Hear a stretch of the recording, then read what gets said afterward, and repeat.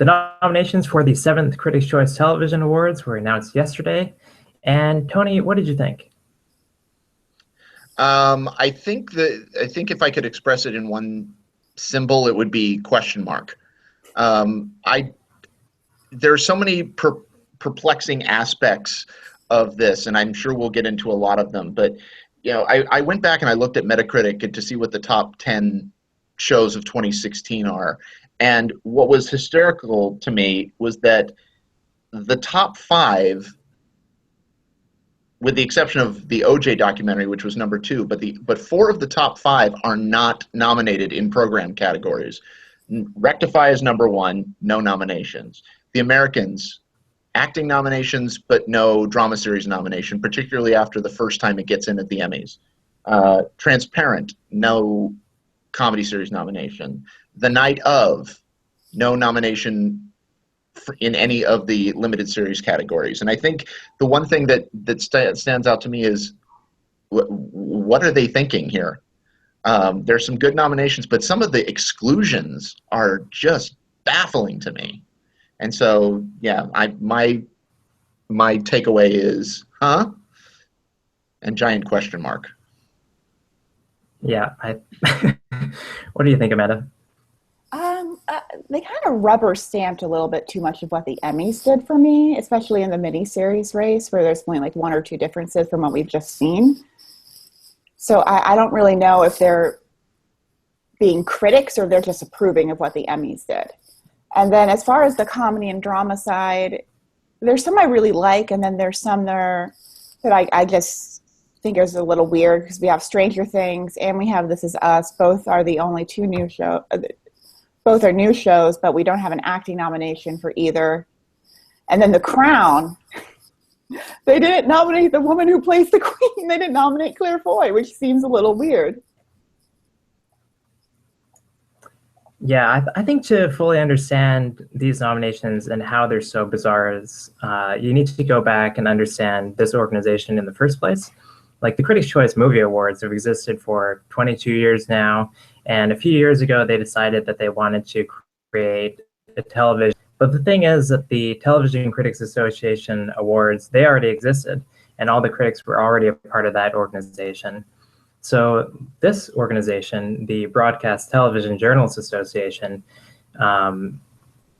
named for these awards, then calling them Critics' Choice. They are mostly television journalists, people who work for local TV stations, with just a few television critics that you read on a week-to-week basis sprinkled in. Earlier this month, the Critics' Choice Awards, they're always trying to kind of further their own name and get bigger stars to attend their ceremonies and that kind of thing. They announced a partnership with Entertainment Weekly that really frustrated a lot of their key members.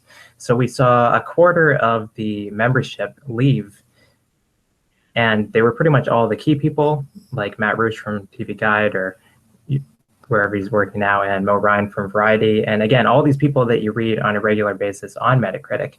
So what we're left with is 66 people who, although they cover television as their jobs, they don't actually necessarily have to watch like all 400 shows that are on the air right now. They don't have to review new shows as they come out. Yeah, just went with the Emmys. So it's so weird to see something like, as Tony mentioned, The Americans, which actually won the Critics' Choice Award last year for Best Drama Series. And for its current season, it's already won Best Drama Series at the Television Critics Association. Then it's not nominated for Best Drama Series. Or you have Rectify, nominated last year for Best Drama, Best Actor, Best Supporting Actor. Again, completely shut out. So we've seen a total upheaval of the members and the nominations as well. One of the worst categories is in Best Comedy Supporting Actor, where they matched up 5 for 6 with the Emmys. In past years at Critics' Choice, like last year, you go through category by category, comedy and drama. They would match up maybe 1 out of 6, 2 out of 6, 3 out of 6. This year in Comedy Supporting Actor, they match 5 out of 6. Their only replacement is TJ Miller ceremony, and is actually a voting member himself, even though he's not a critic or a journalist. Yeah, there's just so many. I mean, I wrote all over my list, and I'm looking at it, and I'm thinking, you know, didn't Taraji P Henson win Critics' Choice last year, and she's 2 years not ago. nominated. Yeah. Was it 2 years ago or was it last year? I thought it was last year. Last Oh no, year. Carrie Coon was. Well, It was. They had a weird year. For yeah, half year, but yeah, Taraji's not in there. No Orange is the New Black, which had one of its stronger seasons this year. It just, some of these are just so mind-boggling, and that kind of leads us to the big news of the day, which is that they have rescinded Mandy Patinkin's nomination because Homeland actually they nominated Mandy Patinkin for drama supporting actor, and a little birdie, not mentioning who, Riley Chow, mentioned that Homeland actually didn't air anything new during the eligibility period. Did that stand out to you immediately, Riley? Is that how you kind of picked up on that one? Not immediately, but pretty soon after I was going through the nominations. And you kind of think, if they had to actually list the season that these people were nominated for, like, what would it say? Would it say Homeland season X? Would it just be blank? The problem right there. It really, like, what are these people actually voting on? And that's why Riley is going to stay away from Peter McNichol and now Mandy Patinkin, because if his body goes missing, those are the two people we'll start with looking for him. But as we learned at the Emmys, that kind of makes me start to wonder if we've got to take Michael McKean. Like, could he do what Peter McNichol did? Oh, this poor guy should have been in, and they made a mistake, and now they feel bad, and maybe the sympathy vote could help him out. And I'm not saying he wouldn't be deserving. He is amazing in that season of Breaking Bad. Or I'm sorry, Better Call Saul. But he's amazing in that season. But I'm starting to wonder now if somebody else like not John Boyd, but John Lithgow, who really should win, won't because of this goof again. And that brings my attention to Maura Tierney. Was the affair? That just seemed odd to me too. The affair doesn't come out until next week. But yesterday there were still no reviews online of the show. Critics did receive the first 3 episodes on November 3rd, and voting was open from November 1st to November 11th. So maybe some of them saw 3 episodes. Actually, critics who are voting on these awards anymore. So, and should you really be basing your vote off of 3 episodes anyway? These awards are being given out so early. You know, like Halloween was essentially the last day that you could have aired to get a fair shake, and I don't know who considers Halloween the last day of the year. I mean, even the Grammys cutoff is later than that. Isn't that like December 1st or something? I don't know. Mm-hmm. Yeah, I think it's just one of those things where I know with, like, we saw this last year with the Hollywood Foreign Press and Mozart in the Jungle.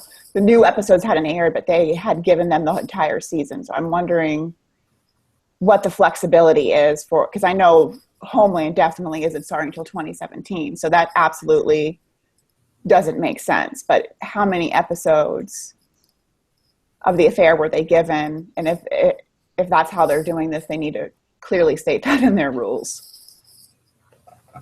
Yeah, the thing about these nominations is, like, if you just look at them and don't take into consideration what was snubbed, you know, they're actually not bad, and they're pretty agreeable, I think, to television. You know, you see Game of Thrones got a lot of nominations, Veep got a lot of nominations, Unbreakable Kimmy Schmidt, kind of all the usual suspects. But that's also the problem, because you look at at who the Emmys nominated and say, yes, those people, they're giving good performances. But the point of these awards, I feel, was to shine a spotlight onto performers that maybe aren't as talked about. And that's actually what the Critics' Choice organization, what they said back when they were airing their ceremony, hoping to influence the Emmys. So you've got all these critical darlings that had gotten tons of nominations in past years, and now they just have nothing. And I actually have a list of them. So from last year to this year, going from 4 nominations to 0, Penny Dreadful, 3 nominations to 0, Rectify, You're the Worst, and Jane the Virgin, 2 nominations to 0, Bates Motel, The Americans, 4 nominations to 2, Crazy Ex-Girlfriend won Best Actress last year, this year not nominated, Catastrophe nominated Best Comedy Series last year, this year shut out. And then you look at, well, the Emmys that the Critics' Choice kind of gave up on a long time ago because they moved on to better things. You've got last year 0 nominations for House of Cards, this year 4. Last year Unbreakable Kimmy Schmidt 1 nomination, this year 5. Game of Thrones 1 to 5. Modern Family 0 to 3. Ray Donovan 1 to 3, and Veep again. So just really, really lazy nominations, I would say. Yeah, there's just too much rubber stamping. I like to see a little variety. I like to see Eden Scher get her due. This is the only award she's ever won. Monica Potter won this. And if they're going to nominate, I have no problem with them nominating This Is Us, but I would have liked to see maybe one of the actors pop up. There's got to be a performer they like. Usually one of the things I like is going, who is that? And having to look up who they are because I don't know them by name. And there's only a few of them. And I don't want to call them racist, but 2 out of the 3, but I'm going to do it anyways. But 2 out of the 3 nominees that they have for Roots are Caucasian. I mean, they chose Anna Paquin over Anika Noni Rose, and Lane Garrison, who played Frederick Murray, over.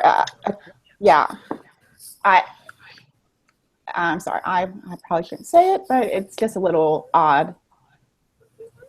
Like, there are a lot of just weird things about these awards, not even about like all the things I've been talking about. But yeah, Lane Garrison for Roots.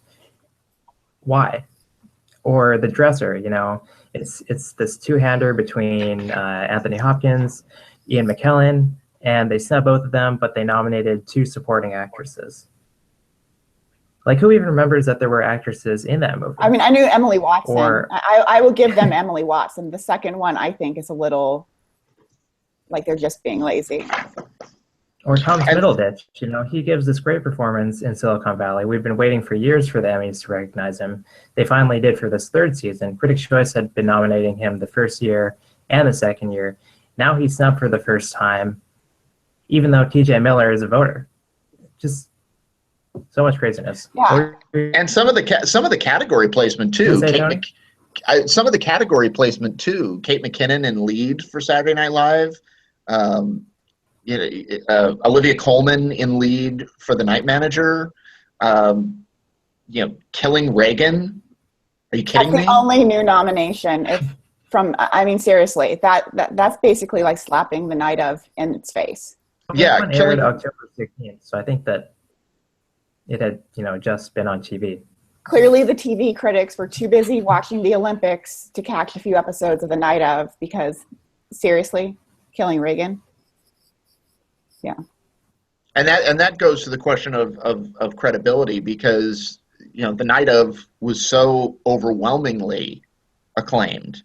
And there's not a single nomination for it. Not Riz Ahmed, not John Turturro, no limited series nomination in favor of Killing Reagan, which, based on a Bill O'Reilly book, which gets nominated in 3 major categories. To be fair, Killing Kennedy did get a SAG nomination for Rob Lowe, so let's not, they're not the only ones who've done that. But the journalists should know better. The journalists should know better. I could make the case. It's kind of like they took the. Go ahead. Took the Emmy list, and then they added a few things, but they forgot to consider everything else that aired since the Emmys. There's no The Night Of. Where's the Circus in reality for all that election coverage on Showtime? Where's Insecure? Where is Divorce? Maybe not the series itself, but what about Molly Shannon? She's been getting raves for that in her supporting role. I don't know. Yeah, it makes me, especially on the comedy side, I'm curious because I've only seen like 2 episodes. I just saw them yesterday of Fleabag. So I'm starting to wonder if they're, since that is like the only like one that I was like, what is this? I didn't even know what, when I realized it was on Amazon, I had to go look it up. Where I'm wondering if that's something we need to start paying more attention to. Yeah, that they're matching up so much with the Emmys actually has me thinking that maybe they're more predictive than they used to be. Mm-hmm. Like maybe I should be taking. And then just to go on about that point, like if you look at American Crime, you've got all 3 Emmy-nominated actresses nominated, but they don't nominate Connor Jessup, who, if you're actually watching the show, of course you would. And if you're actually watching Better Call Saul, of course you would nominate Rhea Seehorn. And if you're watching Mr. Robot, of course you would nominate Carly Chaikin. Yeah, it's like they only went with the people they liked. And the thing with, I will give them credit for the Best Supporting Actor race for not letting The People versus O.J. Simpson suck up 3 or 4 of these nominations. But Lane Garrison over Jonathan Rhys-Meyers from the same, they had to go with a white actor, or Connor Jessup. There's just so many other options that would have been, I mean, I'm good for him. I'm sure this is his first major nomination, but it's not like a good surprise. I also liked in Comedy Guest Actor, which is for some reason the only one of the 23 categories with 5 nominees instead of 6 or 7. They fell for some Emmy bait that the Emmys were, which is Liam Neeson for his cameo in Inside Amy Schumer. Yeah, that's a blink if you miss it. But they did give Lisa Kudrow a really deserved. I thought she was going to get in for Unbreakable Kimmy Schmidt at the Emmys. So for every one good thing they did like 2 things that they usually wouldn't do. And what do we make of Modern Family being back in? Modern Family got 3 nominations. It got 2 supporting and series.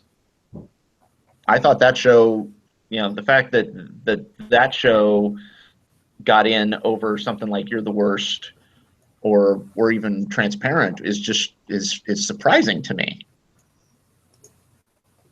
Well, it got in over that, but let's talk about it. Got in over Divorce. It got in over Insecure. There's been some pretty decent new shows that could have taken that spot. Are those shows maybe not as good as we're thinking? It's making me a little nervous, but I'm wondering, just thinking about winners, I might go with Kate McKinnon because she has a lot of buzz right now, especially after last week's episode of Saturday Night Live. I don't know. She might be one of those surprise kind of winners. Although I don't know why they put her in lead. Yeah, I found over the years that there's always been this split with Critics' Choice when it comes to the nominations versus the winners. And I think that's because the nominations, they were decided by a committee, which I assume was primarily composed of the actual critics of the organization. And that's how we got so many left field names into the conversation in the first place. But then once they actually got to the nominees, they would go with, your Christian Slaters or your Big Bang Theories and that kind of thing. So like this year, I feel is a great time for somebody like Viola Davis, who hasn't won at Critics' Choice before because she's been passed over for the likes of Carrie Coon, but she's, just mainstream enough. Maybe she can pull it off now. I think she's got enough buzz to pull it off. Any other surprises? Any other things that, any happy surprises? Any things that you didn't expect that you were pleasantly surprised? I like those Fleabag nominations. I haven't seen the show, but that's the kind of thing where, you ask people who have seen the show, is this coming out of nowhere or is it totally deserved? And it's the latter. It's deserved, and it has 100% rating on Rotten Tomatoes. So it's like it's 22. in the high 80s. It's in the high 80s on Metacritic. Yeah, it's like an 88 on Metacritic. I was really happy with with Evan Rachel Wood and Tandy Newton from Westworld. You know, whatever problems I have with the show, those two, especially Tandy Newton, have just been spectacular. So it's nice to see them on the list. But I'm surprised Ed Harris didn't get in. Yeah, I was surprised that we didn't see a supporting actor or Anthony Hopkins. But they really don't like Anthony Hopkins because they had 2 chances to go for him, and yeah. But I will say the Outlander nominations were really well deserved. So in our pre-nomination chat, I said, look out for Katrina Balfe to get in. So I was right.